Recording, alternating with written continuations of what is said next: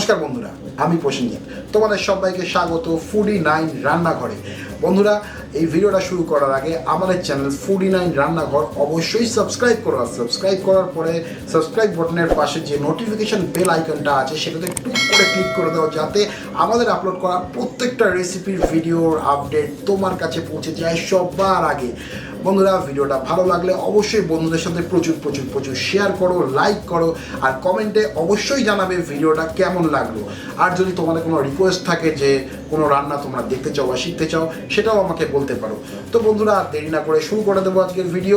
আজকে আমাদের আইটেম হলো কবিরাজি। তো বন্ধুরা, কবিরাজি শুনলে যে কথাটা আমাদের প্রথমেই মাথায় আসে সেটা হলো ফিশ কবিরাজি, না হলে চিকেন কবিরাজি। কিন্তু না, আজকে কিন্তু আমরা কোনো রকম ফিশ কবিরাজি অথবা চিকেন কবিরাজি দেখাবো না। এই কবিরাজিটা টোটালি অন্যরকম একটা আইটেম। আর এইটা করতে গেলে যে জিনিসগুলো লাগে, ইনগ্রিডিয়েন্টসগুলো লাগে, সেগুলো কিন্তু সচরাচর আমাদের বাড়িতেই থাকে সবসময়। তো বন্ধুরা, আজকে আমাদের আইটেম হলো চিড়ে আর সোয়াবিনের কবিরাজি। তাহলে দেরি না করে শুরু করে দেওয়া যাক। আর হ্যাঁ, ভিডিওটা কিন্তু পুরোটা দেখবেন। চলুন শুরু করে দিই। দুটো আলু সেদ্ধ করে নিয়েছি চোখলা ছাড়িয়ে। সোয়াবিন পুরোপুরিভাবে মিক্সিতে বেটে নিয়েছি। পেঁয়াজ পাতা, গোলমরিচের গুঁড়ো, ভেজানো চিড়ে 1 কাপ, দুটো ডিম, কর্নফ্লাওয়ার, আদা কুচি, লঙ্কা কুচি, পেঁয়াজ কুচি, রসুন বাটা 1 চামচ, নুন পরিমাণ মতো। তো বন্ধুরা, প্রথমে আমরা নিয়ে নেব চিড়ে। যেই চিড়েটা আমরা ভিজিয়ে রেখেছিলাম, জলটা ছেঁকে নিয়ে চিড়েটাকে আমরা এই পাত্রটার মধ্যে ঢেলে নেব।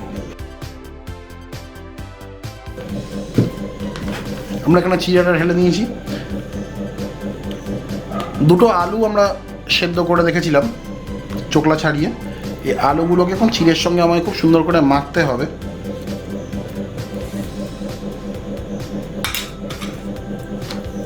সোয়াবিনটাকে আমরা মিক্সিতে এরকম করে গ্রিট করে নিয়েছি। মিক্সিতে পুরো মিক্স করে নিয়ে সোয়াবিনটা কিন্তু এরকম হয়ে যাবে।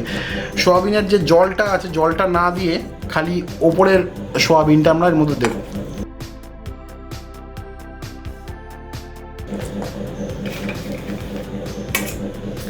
আমরা এখানে দেখেছিলাম পেঁয়াজ কুচি, আদা কুচি আর লঙ্কা কুচি, সেটাকে আমরা এর মধ্যে দিয়ে দেব। নুন দেব পরিমাণ মতন।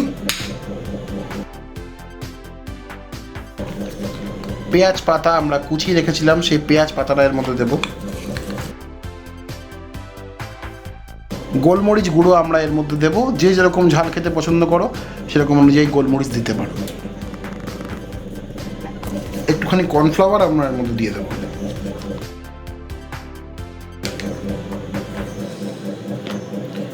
চিকেন মশলা এটা সচরাচর বাজারে কিনতে পাওয়া যায়। সেই চিকেন মশলা আমরা দেব এই 1 চামচ। রসুন বাটা 1 চামচ। 3 চামচ বেসন আমরা এর মধ্যে দিয়ে দেব। তো বন্ধুরা, এবার এই সব কটা জিনিসকে একসঙ্গে খুব সুন্দর করে আমাদেরকে মেখে নিতে হবে,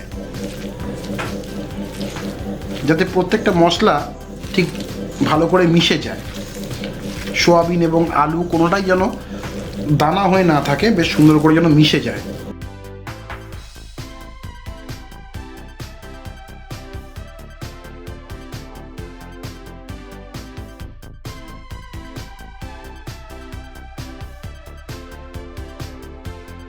এরকম সুন্দর করে আমাদের কিন্তু এটাকে কবিরাজির মতন একটা শেপ দিতে হবে। তো আসুন আরোগুলো বানিয়ে ফেলি।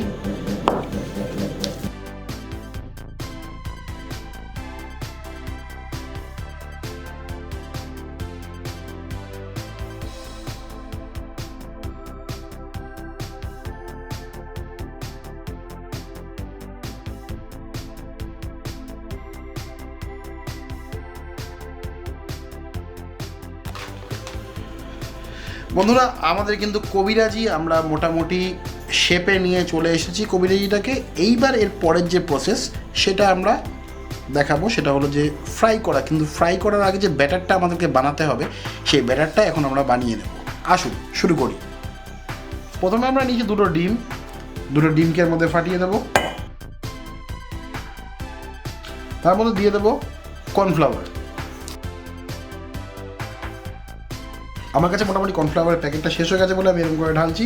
অ্যাকচুয়ালি এর মধ্যে আপনারা 2টো ডিমে 2 চামচ কর্নফ্লাওয়ার দেবেন। নুন দেব প্রয়োজন মতন। এবার এটাকে আমাদের ভালো করে মিক্স করে নিতে হবে।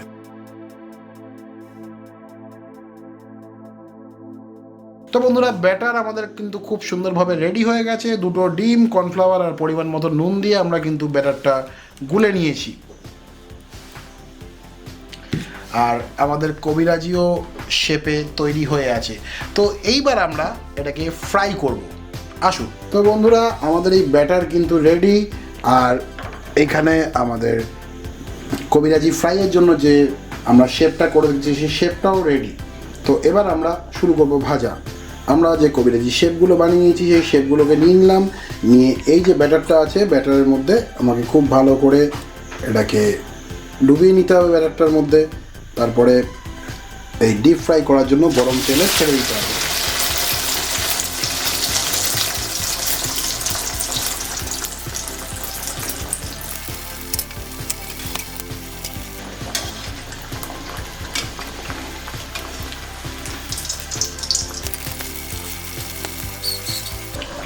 এবার এই ডিমের ব্যাটারটা আছে এটাকে কবিরাজির চারিদিকে আমাদের ছড়িয়ে দিতে হবে, যাতে কবিরাজির চারিদিকে যে ডিমের একটা আস্তরণ পরে, একটা ক্রাঞ্চি, একটা ক্রিস্পি একটা আস্তরণ, সেটার জন্য এরকম করে আমাদের এই ডিমের ব্যাটারটাকে ছড়িয়ে দিতে হবে। দেখে নিন।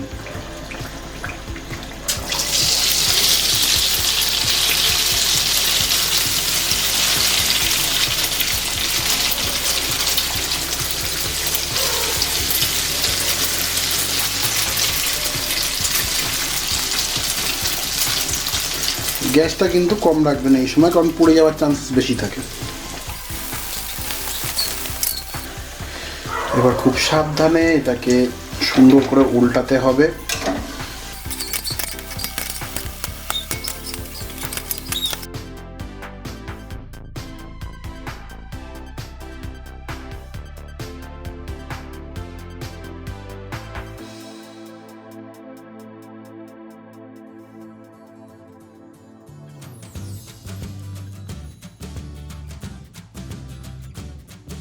একবার টেস্ট করে দেখা যাক কিরকম হয়েছে।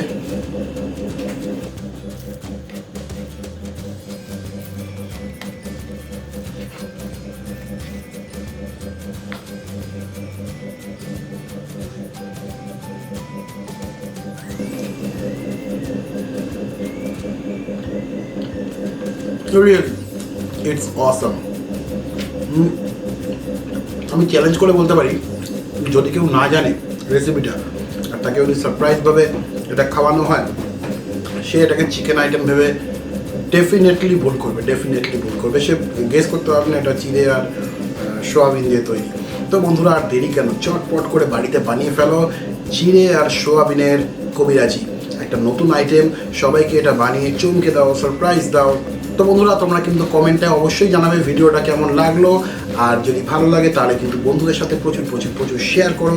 আর আমাদের চ্যানেল ফুডি9 রান্নাঘর অবশ্যই সাবস্ক্রাইব করো। আর সাবস্ক্রাইব বাটনের পাশে যে বেল আইকনটা আছে সেটাতে ক্লিক করো, যাতে আমাদের আপলোড করা নতুন ভিডিও নোটিফিকেশান সবার আগে তোমার কাছে পৌঁছে যায়। তো বন্ধুরা আর দেরি কেন, তাহলে আজই বাড়িতে বানিয়ে ফেলো চিড়ে আর সোয়াবিনের কবিরাজি।